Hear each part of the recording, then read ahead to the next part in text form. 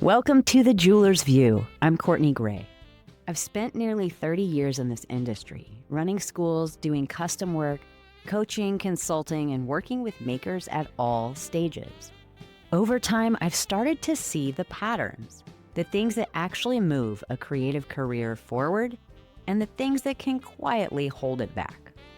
I built this podcast to cut through the noise, less time in your head or down the research rabbit hole, and more time building something real. Let's get into it. Have you ever stumbled across an old photograph and caught yourself wondering, where the heck did the time go? That happened to me the other day. I wasn't looking for anything in particular. I was scrolling through my phone, trying to find an old receipt, and somewhere along the way, I disappeared down the rabbit hole we all know a little too well.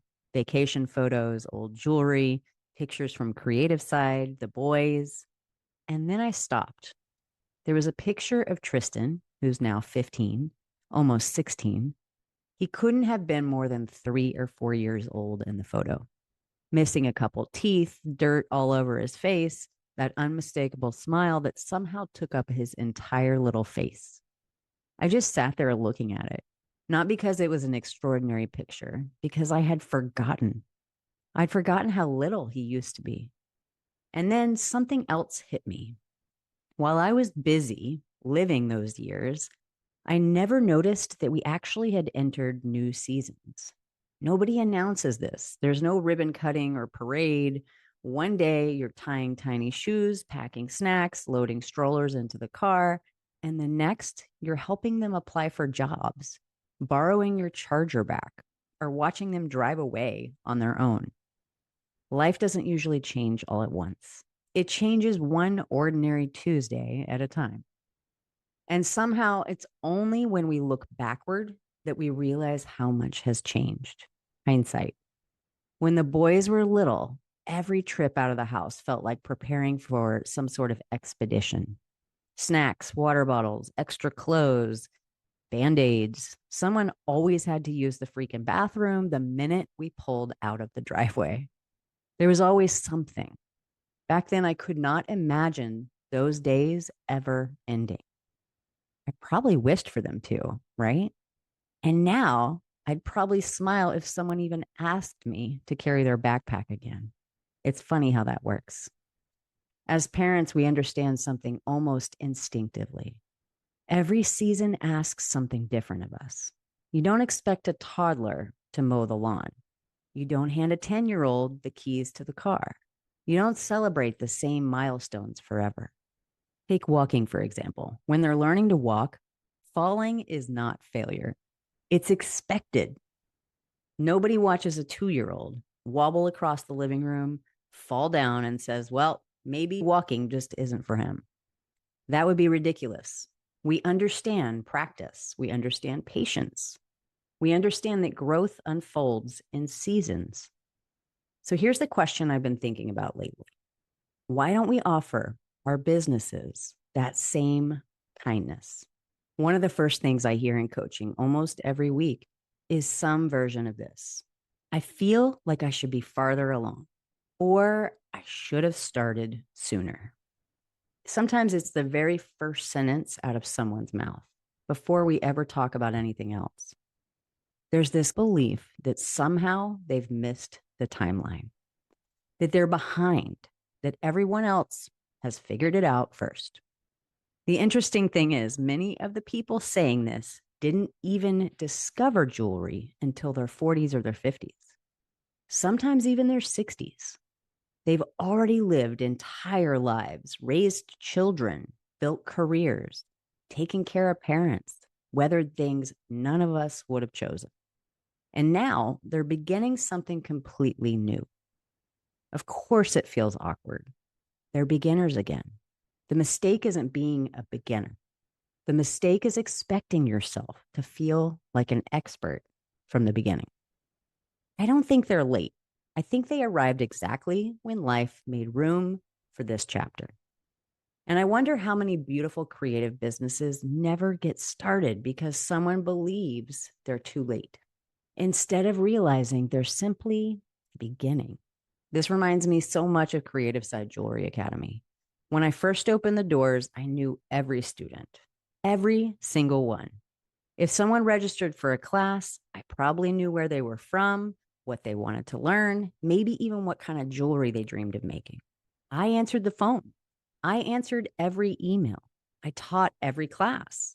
If a light bulb burned out, guess who changed it? There wasn't a department, there was me. Looking back now, I wouldn't trade those days for anything, although I'm sure I look like a chicken with my head cut off. There was something really beautiful about being that close to every part of the business, watching students discover they could actually do this, seeing confidence grow one class at a time, sharing in those first little victories.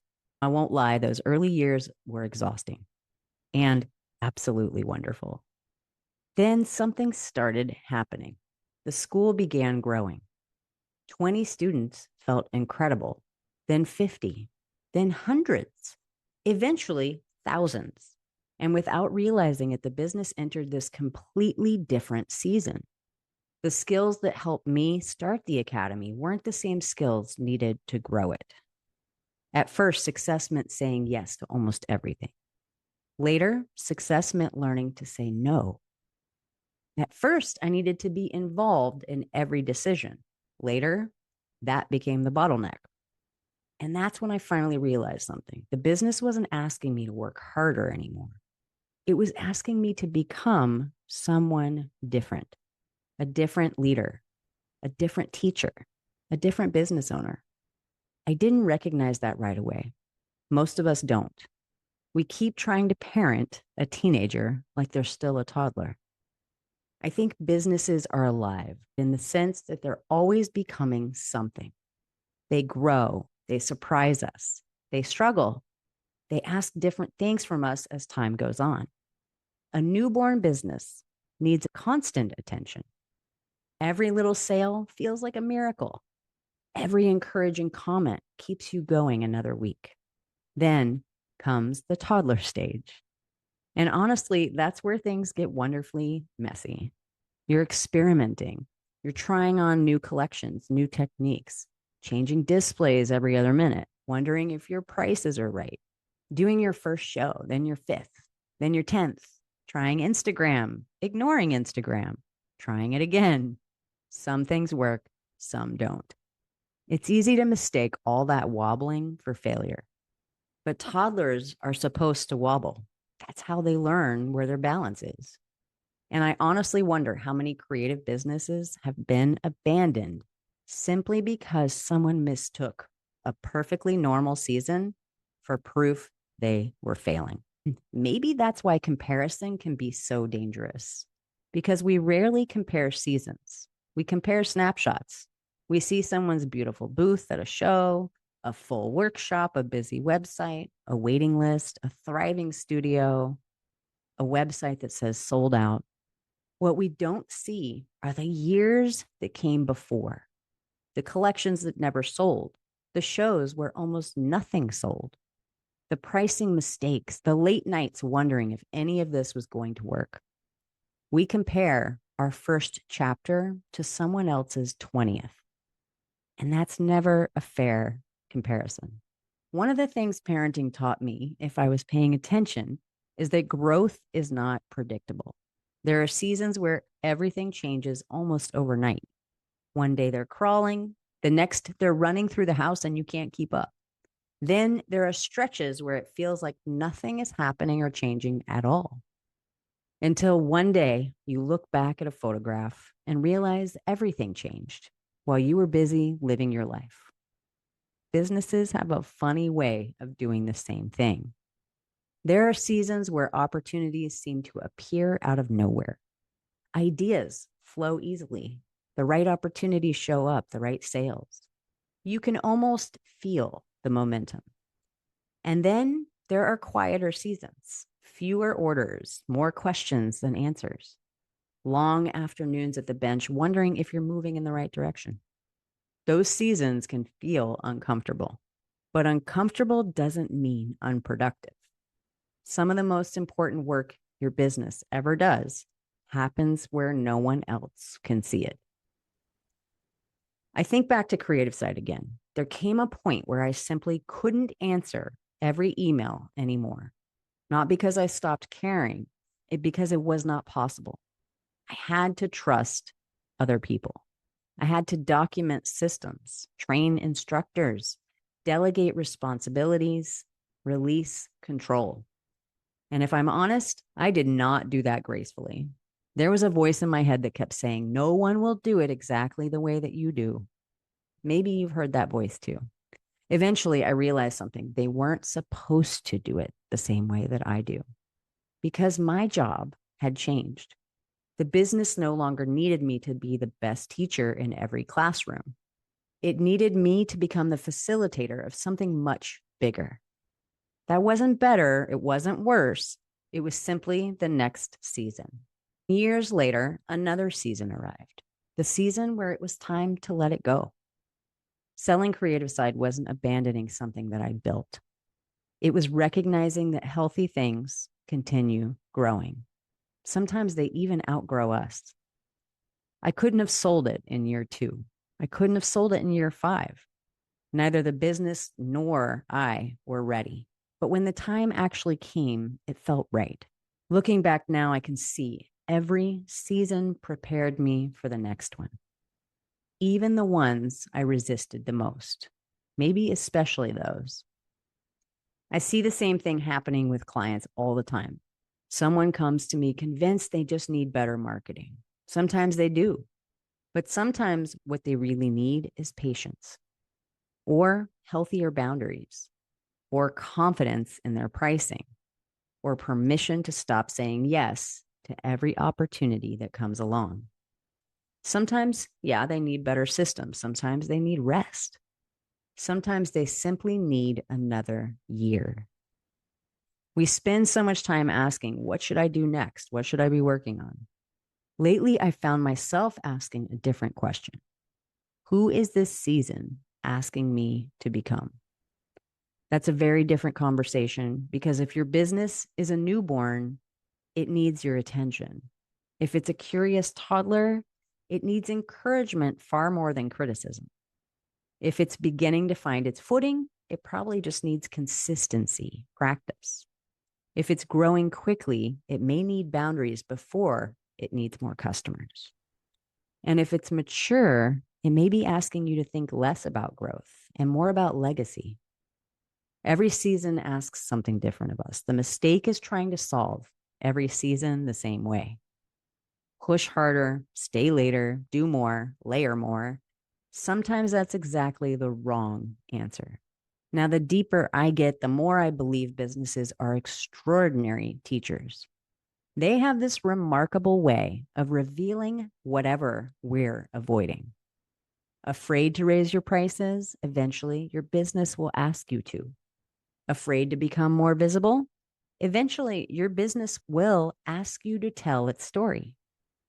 Bad at asking for help? Sooner or later, you won't be able to grow without it. Need healthier boundaries? Just wait until everyone wants a piece of your time. Your business doesn't create those lessons. It simply reveals them. And if you're willing to listen, it shapes you into someone more capable than the person who started. That's why I don't think building a business is really about building a business anymore. I think it's about becoming more patient, more resilient, more intentional, learning when to trust yourself, learning when to trust other people, learning that every season has something to teach you if you stop wishing that you were somewhere else. And that's actually why I've become so excited about evolving creatively. I love these conversations. I found myself becoming really interested in the person behind the business, how we evolve, how we stay creative over decades through tragedy, how we navigate change. That's what inspired this event. What's coming up, I'm bringing together 3 people I deeply admire. Holly Gage, who will be sharing a beautiful conversation around vulnerability, authenticity, and finding the courage to let people really see your work. Francesca Watson from The Makery, whose journey through resilience and reinvention reminds us that sometimes our greatest challenges become our greatest teachers. And Teresa Kiplinger, who has spent years exploring creativity itself, not as something we occasionally find, but as a lifelong practice that keeps you grounded. I'll be joining them throughout the day as we explore what it really means to build not only a successful business, but meaningful creative lives. I hope you'll join us for this event. Now, here's your bench note for this week. Instead of asking, how successful is my business? Ask yourself these two questions. What season is my business in? And who is this season asking me to become? Not who you hope to become 5 years from now, not who someone else thinks you should become. What does your business need today? Maybe it just needs your patience, maybe your courage, maybe better systems, maybe healthier boundaries, maybe your willingness to ask for help. Whatever the answer is, that season isn't happening to you. It's preparing you for what's next. I keep thinking about that picture of Tristan. When it was taken, I had no idea who he would become. And if I'm honest, I wasn't ready for every season that followed either. But that's the beautiful thing about raising children. You don't have to know how to parent a teenager when you're holding a toddler. You learn one season at a time. I think our businesses ask exactly the same thing of us. We don't have to become the leader our business will need 5 years from now. We simply have to become the leader that it needs today. And tomorrow will grow a little more, one season at a time. Next week, I want to ask one final question that brings this whole conversation together. If our businesses really are living things like kids, what are we feeding them? Not just with our marketing, but with our thoughts, our relationships, our curiosity, our confidence. Because whatever we feed has a remarkable way of growing. Thank you for spending a little time with me today. If this episode resonated with you, I do want to hear from you. Come find me on Instagram. Maybe leave a review for the podcast if you have a minute. I would be so grateful. I'm at Courtney Gray Arts, and I want to hear what season your business is in. I read every message, and I genuinely enjoy hearing your stories. Until next week, keep making, keep learning, and remember, every season is preparing you for the one that comes next. Onward and upward. I'm glad you're here. This path takes a lot, especially when you're building something of your own. If you want to go deeper, I share key takeaways and additional teaching through my email list at CourtneyGrayArts.com. Keep going. This part matters. I'll see you next week.